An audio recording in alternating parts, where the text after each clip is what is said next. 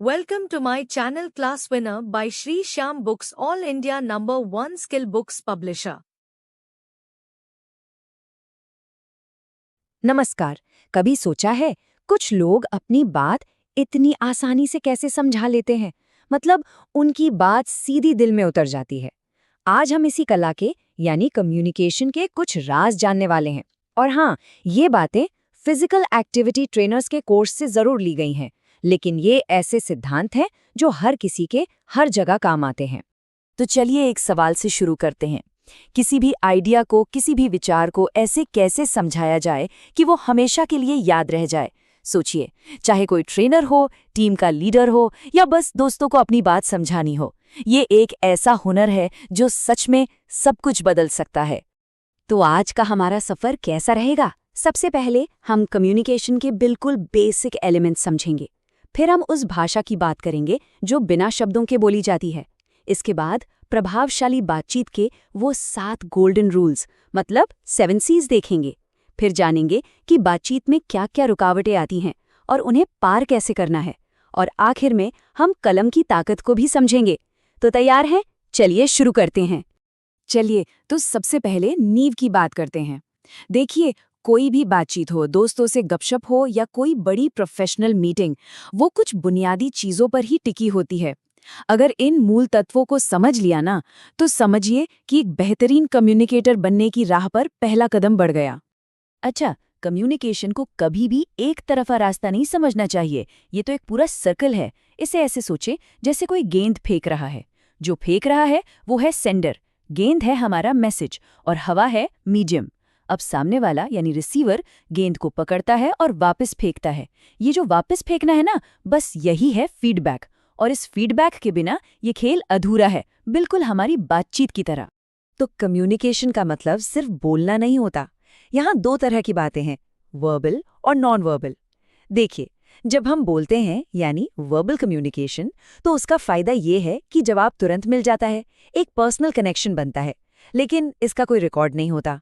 वहीं दूसरी तरफ बिना बोले यानी नॉन वर्बल, हमारे इशारे, हमारे हाव भाव, ये हमारी भावनाओं को तो दिखाते हैं, पर इसमें गड़बड़ भी हो सकती है।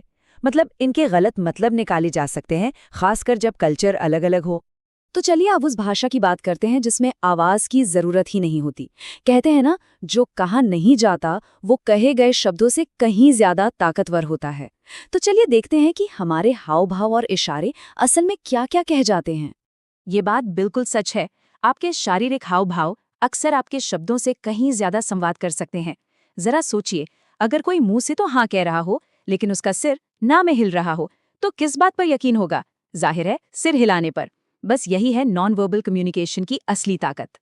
तो इसे अपनी रोज की जिंदगी में कैसे इस्तेमाल करें? बहुत आसान है। हमेशा सीधे खड़े रहें, अपने हाथ खुले रखें। बात करते वक्त आंखों में देखना कॉन्फिडेंस दिखाता है। और हाँ, किसी के बहुत ज्यादा करीब जाके बात ना करें, पर्सनल स्पेस का सम्मान करें। इसके ठीक उलट झुके हुए कंधे, सीने पर बंधे हाथ या किसी की तरफ उंगली उठाना, ये सब बिना कुछ कहे ही एक नेगेटिव मैसेज दे देते हैं। और यहीं पर आता है सबसे जरूरी हिस्सा, फीडबैक। फीडबैक असल में वो कंफर्मेशन है कि हाँ, बात पहुंच गई और समझ भी आ गई। फीडबैक के बिना कम्युनिकेशन बस एक वन वे स्ट्रीट है। यही वो चीज है जो इसे 2 वे बनाती है और ये पक्का करती है कि कोई मिसअंडरस्टैंडिंग ना हो।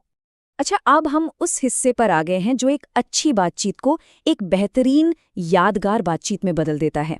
इन्हें कहते हैं कम्युनिकेशन के 7 C's। समझिए, ये वो गोल्डन रूल्स हैं जो किसी भी बातचीत में जान डाल सकते हैं। तो क्या है ये 7 C's? चलिए एक एक करके देखते हैं। पहला C है क्लैरिटी यानी स्पष्टता। मतलब बात एकदम साफ होनी चाहिए, कोई कंफ्यूजन नहीं। दूसरा C है कंसाइसनेस यानी संक्षिप्तता। अपनी बात को लंबा खींचने की बजाय कम से कम शब्दों में कहें, सीधे पॉइंट पर आएं। तीसरा C है कॉन्क्रीटनेस यानी ठोसपन। हवा हवाई बातें नहीं, अपनी बात को सपोर्ट करने के लिए फैक्ट्स और उदाहरण दें। जैसे ये कहने के बजाय कि बहुत सुधार हुआ, कहें कि 15% का सुधार हुआ। चौथा है करेक्टनेस यानी शुद्धता। जो भी जानकारी दे रहे हैं वो सही होनी चाहिए, ग्रामर और स्पेलिंग भी। एक छोटी सी गलती भी भरोसा कम कर सकती है। पांचवा C कोहेरेंस मतलब सुसंगति। आपकी सारी बातें एक दूसरे से जुड़ी होनी चाहिए। ऐसा ना लगे कि एक बात यहाँ की हो रही है और दूसरी कहीं और की। एक लॉजिकल फ्लो होना चाहिए। छठा सी है कंसिडरेशन, यानी विचार। हमेशा सुनने वाले के बारे में सोचें। उनकी ज़रूरतें क्या हैं, वो क्या समझना चाहते हैं। अपनी बात को उनके हिसाब से ढालें। और आखिरी और सातवां सी, कर्टेसी, यानी शिष्टाचार। हमेशा विनम्र रहें, सम्मान से बात करें। एक पॉजिटिव और रिस्पेक्टफुल टोन हमेशा बेहतर काम करता है। तो हमने 7 सीज तो जान लिए, लेकिन इतना सब जानने के बाद भी कभी-कभी बात बिगड़ जाती है, मैसेज पहुंचता ही नहीं। ऐसा क्यों होता है? चलिए अब उन आम रुकावटों पर नजर डालते हैं जो हमारी बातचीत के रास्ते में दीवार बनकर खड़ी हो जाती हैं। ये रुकावटें कई तरह की हो सकती हैं। कुछ होती हैं फिजिकल, जैसे बहुत ज्यादा शोर या दूरी। कुछ होती हैं इमोशनल, मान लीजिए कोई गुस्से में है या डरा हुआ है तो बात का मतलब ही बदल जाता है। फिर भाषा की दीवार, कल्चर का फर्क या कभी-कभी बहुत ज्यादा इन्फॉर्मेशन भी सब कुछ गड़बड़ कर देती है। तो अब बड़ा सवाल ये है कि इन दीवारों को तोड़ा कैसे जाए, इन बाधाओं को पार कैसे करें। अच्छी बात यह है कि इसका भी हल है और हमारे पास इन चुनौतियों से निपटने के लिए कुछ बहुत ही कारगर तरीके हैं। तो इन रुकावटों को कैसे दूर करें? पहला कदम, एक्टिव लिसनिंग, मतलब सिर्फ सुने नहीं, समझने के लिए सुने। दूसरा, हमेशा आसान भाषा का इस्तेमाल करें। तीसरा, फीडबैक लेने में हिचकिचाए नहीं। चौथा, सहानुभूति रखें, मतलब खुद को दूसरे की जगह रखकर देखें। पांचवा, जहां जरूरत हो विजुअल एड्स जैसे तस्वीरों का इस्तेमाल करें। और छठा, जितना हो सके डिस्ट्रैक्शंस को कम करें। ये छोटे छोटे बदलाव हैं, पर इनका असर बहुत बड़ा होता है। अभी तक हम बोलने की बात कर रहे थे, लेकिन हमारी कलम में भी बहुत ताकत होती है। तो चलिए अब बात करते हैं रिटन कम्युनिकेशन की। और सबसे मजेदार बात यह है कि जो नियम बोलने पर लागू होते हैं, जैसे स्पष्टता, बनावट, वही लिखने पर भी उतने ही जरूरी हैं।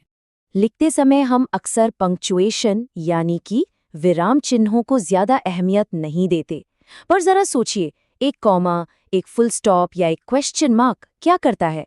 ये छोटे छोटे निशान ही तो हैं जो लिखे हुए शब्दों में जान डालते हैं, उन्हें सही मतलब देते हैं। इनके बिना तो अर्थ का अनर्थ हो सकता है। तो इस सारी बातचीत के बाद अब सोचने वाली बात यह है कि आज जो कुछ भी हमने जाना उसमें से कौन सी एक ऐसी स्किल है जिस पर आज से ही काम शुरू किया जा सकता है। क्या वो बेहतर तरीके से सुनना है, या अपनी लिखावट को और साफ बनाना है, या फिर अपनी बॉडी लैंग्वेज पर थोड़ा और ध्यान देना है? याद रहे, एक छोटा सा सुधार भी कम्युनिकेशन में बहुत बड़ा बदलाव ला सकता है। Thanks for watching. Don't forget to like, comment, share, subscribe.